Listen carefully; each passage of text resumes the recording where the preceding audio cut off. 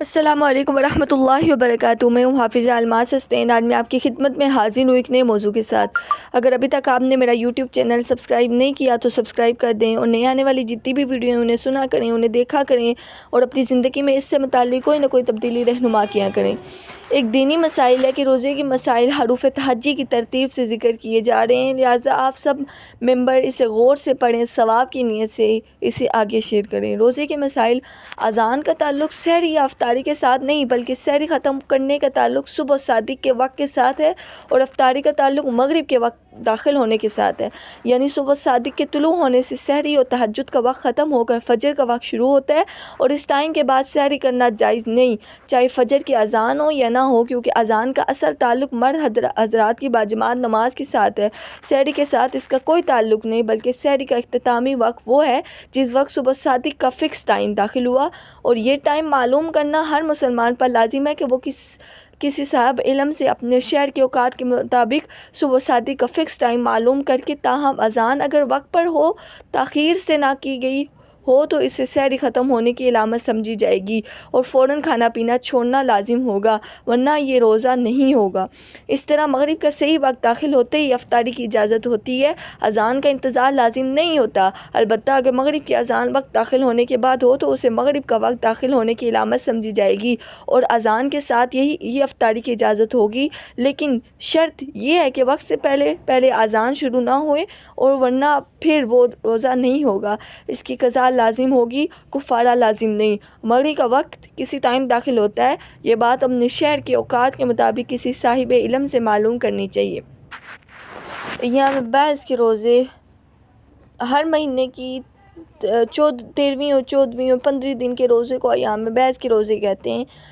ہر مہینے میں 13، 14، 15 کے 3 روزے رکھنے سے پورا سال روزے رکھنے کے برابر ثواب ملتا ہے، کیونکہ ہر نیکی کا اجر 10 گنا ہے، اور 3 کو 10 سے ضرب دیں تو 30 ہے، لہٰذا 3 دن روزہ رکھنے سے 30 دن روزے رکھنے کا ثواب ملے گا۔ ایام تشریق میں روزے: عید الفطر کے صرف پہلے دن، عید الاضحیٰ کے پہلے، دوسرے، تیسرے اور چوتھے دن یعنی ایام تشریق ذی الحجہ کی 11ویں، 12ویں، 13ویں تاریخ کو روزہ رکھنا درست نہیں۔ اگر کوئی شخص ان دونوں میں روزے کی نیت کرے گا تو اس روزے کو پورا کرنا لازم نہیں ہوگا، اور فاسد ہونے کی صورت میں اس کی قضا لازم نہیں ہوگی، بلکہ ایسے روزے کو فاسد کرنا یعنی ختم کرنا لازم ہے، کیونکہ حدیث پاک میں منع فرمایا گیا ہے۔ اگر کوئی نابالغ رمضان کے دن میں بالغ ہو جائے یا کوئی کافر مسلمان ہو جائے تو دن میں کھانا پینا درست نہیں، اور اگر کچھ کھا لیا ہو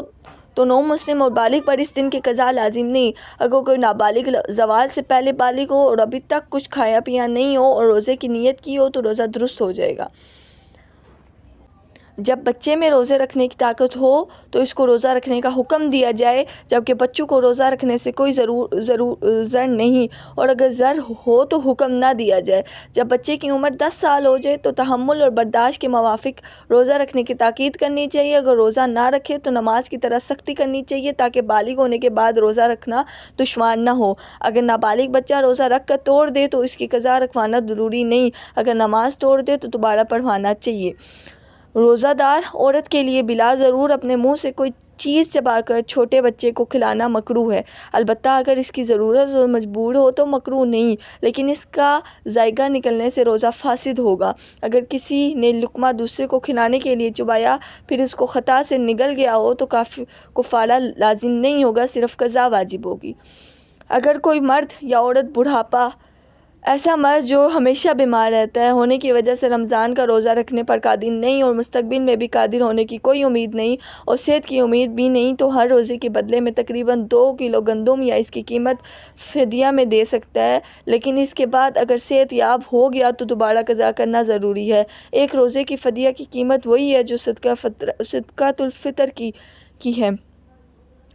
روزے کے بہت سے مسائل میں نے آپ کے ساتھ بیان کیے ہیں۔ بچے کو جب آپ کھانا چبا کے کھلاتی ہیں، کون سے وقت روزہ رکھنا چاہیے، کھولنا چاہیے، تمام مسائل، اگر آپ کو پھر بھی کوئی مسئلہ پیش آتا ہے تو آپ کمنٹ میں پوچھ سکتے ہیں۔ امید کرتی ہوں آپ کو آج کی ویڈیو اچھی لگی ہوگی، انشاءاللہ دوبارہ حاضر ہوں گی نئی ویڈیو کے ساتھ، تب تک کے لیے اللہ حافظ۔